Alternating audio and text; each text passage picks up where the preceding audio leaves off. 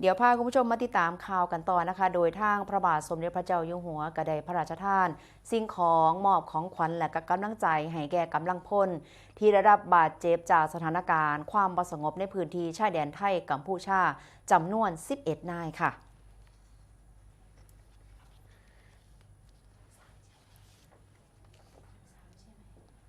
โดยวันที่ 11 ธันวาคม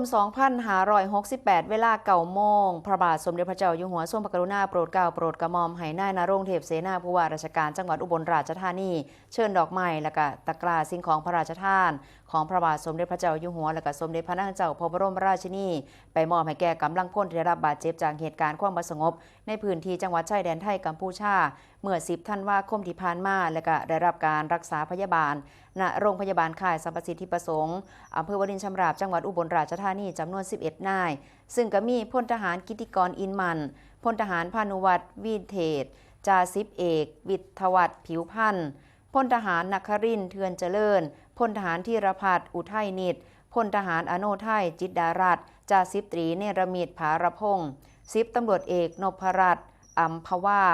10 เอกศาสตราแสนยศพลทหารพานุวัฒน์เงินหน้าและก็ร้อยโทสุรสิทธิ์คลายนาคซึ่งในการนี้ทางพระบาทสมเด็จพระเจ้าอยู่หัวทรงกรุณาโปรดเกล้าโปรดกระหม่อมทรงรับกำลังพลทั้งหมดไว้เป็นคนไข้ในพระบรมราชานุเคราะห์และก็ได้รับพระราชทานพระมหากรุณาธิคุณในเทื่อนี้ก็ยังความปราบปลื้มปิติและก็สำนึกในพระมหากรุณาธิคุณแก่กำลังพลและก็ครอบครัวอย่างหาที่สุดมิได้ในการนี้ทางมูลนิธิสายใจไทยในพระบรมราชูปถัมภ์สมเด็จพระนิธิถาธิราชเจ้ากรมสมเด็จพระเทพรัตนราชสุดาสยามบรมราชกุมารีได้มอบเงินจำนวน 5,000 บาทและก็กระเช้าสิ่งของให้แก่ทหารและก็ครอบครัวที่ได้รับบาดเจ็บในเทื่อนี้ค่ะ